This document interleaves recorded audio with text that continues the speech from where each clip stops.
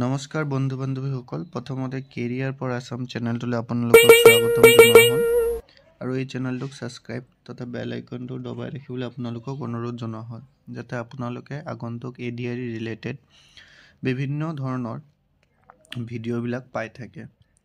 আজি আমি ডিছকাছ কৰিম মেথছৰ লেসন 5 অৰ্থাৎ ৰেচিঅ' এণ্ড প্ৰপৰ্শ্যন, যাক আমি অসমীয়াত অনুপাত আৰু সমানুপাত বুলি কওঁ। তো ৰেচিঅ' কি হয় আৰু বা প্ৰপৰ্শ্যন কি হয় তাক আমি জনাটো প্ৰথমতে দৰকাৰ। তো ratio' is the comparison of two quantities which is obtain by dividing the first quantity by the other. তো ৰেচিঅ' কি হ'ল দুটা কোৱান্টিটি মানে কি হ'ল পৰিমাণৰ মাজত তুলনা, য'ত নেকি প্ৰথমটো কোৱান্টিটিক দ্বিতীয়টো কোৱান্টিটিৰ লগত প্ৰথমটো পৰিমাণৰ দ্বিতীয়টো পৰিমাণৰ লগত কি কৰা হয় ডিভাইড কৰি দিয়া হয়। If A and B are two quantities are the same kind with the same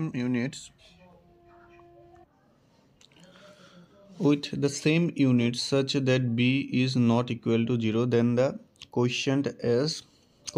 A by B is called ratio between A and B. তো আমাৰ কি কৈছে যদি A আৰু B দুটা কোৱান্টিটি থাকে সেম কাইণ্ড, ধৰা A মিটাৰত আছে B কিলোমিটাৰত আছে, তেতিয়া কি কৰিব লাগিব হয়তো A কো আমি কিলোমিটাৰত ল'ব লাগিব, বিক আমি মিটাৰত আনিব লাগিব। মানে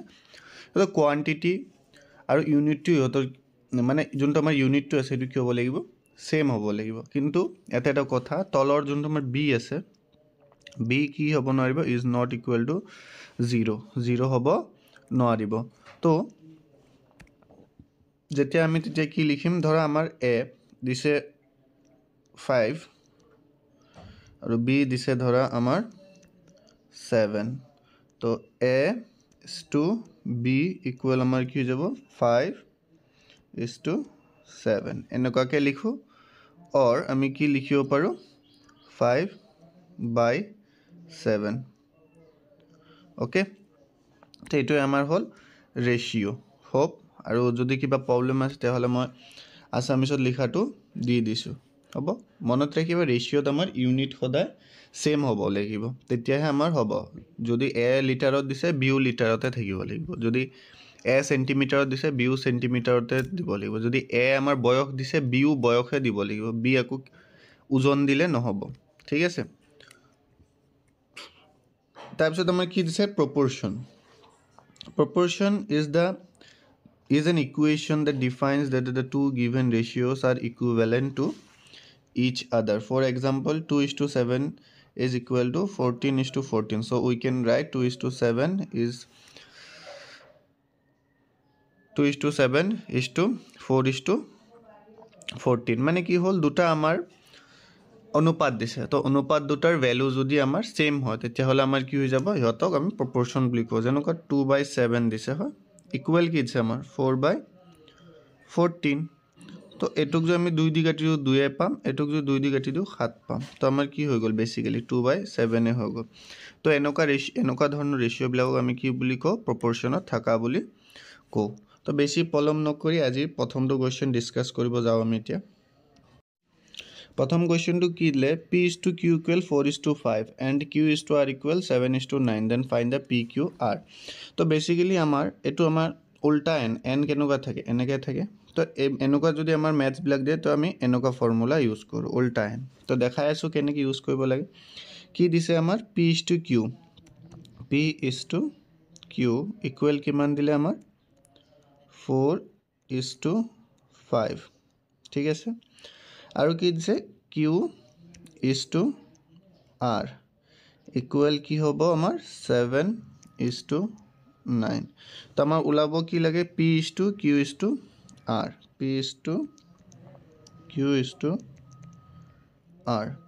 তো এইটো এনটো যি দিলোঁ এইটোৱে ফৰ্মুলা, মানে এনেকুৱাকৈ আমি পূৰণ কৰিম। হ'ব, এনেকুৱাকৈ আমি পূৰণ কৰিম। 4:7 কৰিম, 7:5 কৰিম, গোটেইবিলাকত আমাৰ কি হৈ থাকিব ইনটু, কি হৈ থাকিব ইনটু, ইয়াতো ইনটু ইয়াতো ইনটু। হ'ব, তো 4:7 আমাৰ কি হৈ যাব 28 ইছটু 7:5 কিমান হৈ যাব আমাৰ 35 ইছটু কি হৈ যাব 9 × 5 45। ইহঁতকতো আমি আৰু কাটিব নোৱাৰি তো আমাৰ কি হৈ যাব 28:35:45 so option D is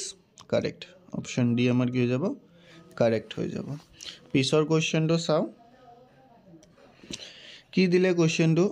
a and B together have ₹1210 A আৰু বিৰ কি আছে 1210 টকা ইহঁতৰ মিলাই আছে if s 4/5 if 4/5 of s মানে এৰ 15 ভাগৰ 4 এমাউন্ট কিমান হৈছে বিৰ 5 ভাগৰ 2 এমাউন্টৰ সমান তেন্তে বিৰ কিমান আছে আমাৰ হ'ব তেন্তে বিৰ কিমান আছে আমি হেতু ওলাব লাগিব তো ফাৰ্স্টত আমি কি কৰিম আমি এৰ কিমান আছে আমি জানো নেকি না জানো সো আমি কি কৰি ললো লেট মানে কি ধৰা হল কি ধৰিলো এৰ আমাৰ কিমান আছে বুলি ধৰিলো x কিমান আছে x তেতিয়া হলে বিৰ কিমান হ'ব আমাৰ টোটাল কিমান আছিল 1210 minus x এখিনলৈকে তো ক্লিয়াৰ হয় না নহয় এৰ যদি x হয় বিৰ তো আমি কি কৰিম টোটালৰ পৰা মাইনাস কৰি দিম এৰ খিনি তেতিয়া হলে আমি কি পাই যাম বিৰ তো পাই যাম তো আমাৰ একৰ্ডিং টু কোৱেশ্চন এতিয়া কি দিছে কি দিলে কোৱেশ্চন যে এৰ 4/15 মানে x into 4/15 is equal to 1210 minus x whole into কি কৈছে আমাৰ 2/5 মানে এখিনি আমাৰ বিৰ হয় না নহয় এখিনি আমাৰ কাৰ এখিনি আমাৰ এৰ হয় আৰু এখিনি আমাৰ বিৰ হয় হ'ব তো এটোৱে আমি এটা কি কৰিব লাগিব সলভ কৰিব লাগিব তো আমি কি কৰিব পাৰো এটো পাছে দি আমি 15 কাটি দিলো 3 বাৰ কিমান হৈ গল 3 বাৰ তো আমি এটা কি কৰি দিম বজ্ৰপূৰণ কৰি দিম হয় না নহয় আৰু এটো 2 এ দি আমি 4 কাটিলে কিমান পাই যাম 2 কিমান পাই গলো 2 তো আমি এটা কি লিখিব পাৰো আমি এটা লিখিব পাৰো যে এইখিনি কটাকটি কৰাৰ পিছত কি বুলি যে 2x এই দুটা পূৰণ কৰিলে কি হৈ যাব 2x আৰু এটো বজ্ৰপূৰণ কৰিলে কি হৈ যাব 1210 ৰ লগত 3 পূৰণ কৰিলে কি হ'ব আমাৰ 3630 হয় না নহয় এটো কিমান হৈ যাব আকৌ -3x কিমান হৈ যাব -3x তো আমি এতিয়া এটো 3x তো হেফালে কি আছে মাইনাস অত হেফালে আহিলে কি হৈ যাব প্লাস অত আমাৰ কি হৈ যাব 5x 2x plus 3x equal 5x হৈ গল আৰু এফালে আমাৰ কিমান হৈ যাব 3630 হ'ব এতিয়া যে আমি পাছে দি কি কৰো 3630 ক হৰণ কৰি দিও আমি কিমান পাই যাম ইকুৱেল x ইকুৱেল কিমান পাই যাম আমি পাম এফালে 36 ৰ মাজত যাব 7 বাৰ হ'ব দেন 35 13 13 ৰ মাজত যাব 2 বাৰ ঠিক আছে 2 বাৰ আৰু আমাৰ কি হ'ব এতিয়া আকৌ 2 বাৰ হল কিমান হৈ গল আকৌ 2 বাৰ হৈ গল 2 বাৰ নে কেবাৰ 2 বাৰ 6 সৰি কিমান হ'ব আকৌ 13 3 6 5 6 বাৰ হ'ব কিমান হ'ব 6 বাৰ মানে 726 তো আমি এতিয়া যদি 1210 ৰ পৰা 726 বিয়োগ কৰি দিও আমাৰ কিমান আহিব 4 এফালে আমাৰ 10 তো 8 এফালে আমাৰ 5 থাকিব লাগে নথকিব 4 484 so option b is correct পিছৰ কোৱেশ্চনটো চাও এতিয়া two numbers are respectively 20% and 50% more than the third number আচ্ছা বেসিক্যালি যেতিয়া আমি ফ্র্যাকশন আগতে কৰিছিলো তো আমি 20% ৰ ফ্ৰ্যাকশন ভ্যালুটো কি গম পাইছিলো 1/5 হয়নে আৰ 50% ৰ ফ্ৰ্যাকশন ভ্যালু আমাৰ কিমান আছিল 1/2 কিমান আছিল 1/2 তো কি কৈছে two numbers are respectively 20% more than third number হয় না নহয় and the ratio of two number is আচ্ছা দুইটা নাম্বার মানে 20 আৰু 50% more হয় না নহয় তো যোনটো আমাৰ হ'ব ফাৰ্স্ট নাম্বাৰ সেইটো আমাৰ কিমান হ'ব এতিয়া কৈছে যে 20% মোৰ যদি থাৰ্ড নাম্বাৰটো আমাৰ 5 হয় দেন হি কি হৈ যাব আমাৰ 6 হয়নে কি হৈ যাব 20% মোৰ তেনেকৈ যদি আমাৰ কি কৈছে যে দ্বিতীয় নাম্বাৰটো সেকেন্ড নাম্বাৰটো আমাৰ কি দিছে সেকেন্ড নাম্বাৰটো আমাৰ দিলে কি ক'লে যে 50% মোৰ তো আমাৰ যদি থাৰ্ড নাম্বাৰটো কিমান থাকে 2 এইটো কি হৈ যাব আমাৰ 3 কিমান হৈ যাব 3 কিন্তু আমাৰ দুইটা কেছতে কি হ'ব ইয়াতে আমাৰ থাৰ্ড নাম্বাৰটো প্ৰথম কেছত আমি কি পাইছো 5 আৰু ইয়াতে আমাৰ থাৰ্ড নাম্বাৰটো কি পাইছো 2 কিন্তু আমাৰ কি হ'ব দুইটাতো একে হ'ব হয় না নহয় থাৰ্ড নাম্বাৰটো কি হ'ব আমাৰ দুইটা ক্ষেত্ৰতে একে হ'ব তো আমি এই কাৰণে কি কৰি দিব লাগিব থাৰ্ড নাম্বাৰটোক আমাৰ ইকুৱেল কৰিব লাগিব কি কৰিব লাগিব থাৰ্ড নাম্বাৰটোক ইকুৱেল কৰিব লাগিব তো ইকুৱেল কৰিবৰ কাৰণে আমি কি কৰি দিম থাৰ্ড নাম্বাৰটো ইয়াতে 5 আছে ইয়াতে 2 আছে তো আমি ইয়াতে কি কৰি দিম 5 ইনটু কৰি দিলো হয় আৰু তলত যে 5 ইনটু কৰিছো ওপৰটো আমি 5 ইনটু কৰিব লাগিব আৰু ইয়াতে আমি কি কৰিলো 2 ইয়াতে 2 এটো আমাৰ 2 হয় না নহয় তো এতিয়া আমাৰ কি হৈ যাব ইয়াতে আমাৰ কি হৈ যাব 12 আৰু তলত 10 ইয়াতে আমাৰ কি হৈ যাব 15 আৰু তলত 10 থাৰ্ড নাম্বাৰটো এতিয়া আমি পাই গলো কিন্তু বেসিক্যালি কি হল এতিয়া আমাৰ এইটো ফাৰ্স্ট আৰু সেকেন্ড নাম্বাৰটো আমি পাই গলো ইহতৰ ৰেশিওটো কি দিছে আমাৰ 12:15 তো এইটো ৰেশিও আমাৰ লাগে এটোক আমি কি কৰিব কাটিব পাৰো 3 দি কাটিলে কিমান বাৰ যাব 4 বাৰ 3 দি কাটিলে কিমান বাৰ যাব 5 বাৰ সো आंसर ইজ কি হৈ যাব আমাৰ आंसरটো কি হৈ যাব আমাৰ 4/5 তো answer C is correct option C is correct পিছৰ কোৱেশ্চনটো চাও A sum of money is distributed among A, B, C, D in the proportion of 5:2:4:3. If C gets 1000 more than D, then what is B's share? अच्छा, আমি কি গম পালো A, B, C, D ratio কি দিছে আমাৰ A:B:C:D হয় না এটো রেশিও আমার কি দিলে 5:2:4:3 5:2:4:3 হয় না নহয় এতে কি কলে যে C gets 1000 more than D C আমার if C gets আচ্ছা 1000 more than D C এ যদি আমার D এর পৰা 1000 বেশি পায় তো আমি কি গম পালো সো আমাৰ ৰেশিওত কি দিয়া আছে ডিফাৰেন্স কিমান আছে 1 এইটো 1 টোৰ ভ্যালু আমাৰ কিমান দিছে 1000 কিমান দিছে 1000 দিছে কেনেকৈ গম পালো কৈছে যে C এ D এৰ পৰা 1000 বেশি পায় C এ D এৰ পৰা কি বেশি পায় 1000 বেশি পায় তো আমাৰ ইয়াতে তো আমি ৰেশিও দেখা পালো 1 বেশি এটো 1 তো এটো 1 এৰ ভ্যালু আমাৰ কিমান হল 1000 পালো হয় না নহয় কিমান পালো 1000 তো কি কৈছে what is the B share তো B শেয়াৰ আমাৰ কিমান আছিল 2 কিমান 2 আৰু 1 ইউনিটৰ ভ্যালু কিমান আমাৰ 1000 তো কিমান হইব ইনটু কৰি দিম आंसर কিমান হৈ যাব 2000 কিমান হৈ যাব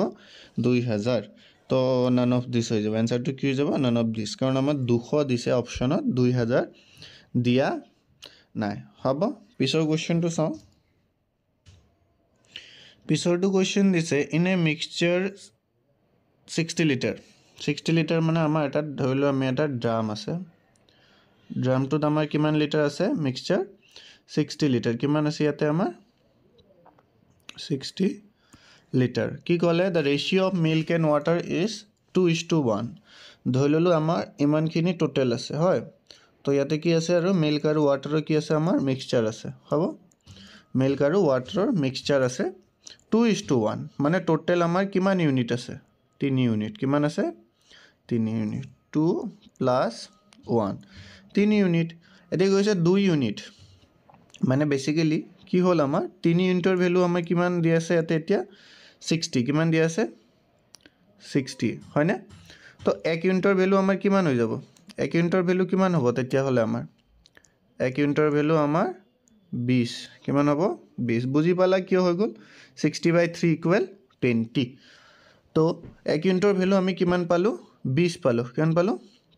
20 এখিনি পাতো ক্লিয়াৰ হৈ গ'ল এখিনি তো 1 ইউনিটৰ ভ্যালু যেতিয়া আমি 20 পালো তো আমি এটা কি ক'ব পাৰো যে মিল্ক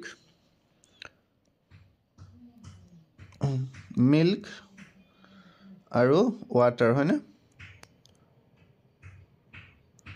তো মিল্ক আমাৰ কিমান আছে 2 ইউনিট আৰু ওয়াটাৰ 1 ইউনিট 2 ইউনিটৰ ভ্যালু আমাৰ কিমান হৈ যাব ইনটু 20 1 ইউনিটৰ ভ্যালু কি যাব ইনটু 20 তো আমাৰ ওয়াটাৰ কিমান আছে ওয়াটাৰ আমাৰ কিমান হৈ গ'ল এতিয়া 20 এ থাকিল আৰু মিল্ক আমাৰ 40 হৈ গ'ল কিমান হৈ গ'ল 40 হৈ গ'ল if this ratio is to be 1:2 মানে কি কৈছে এতিয়া যে এইটো ৰেশিওটো যি আছে আমাৰ 2:1 যোনটো আমাৰ ৰেশিও আছিল হেতু কি কৈছে 1:2 বনাব লাগে কিমান বনাব লাগে 1:2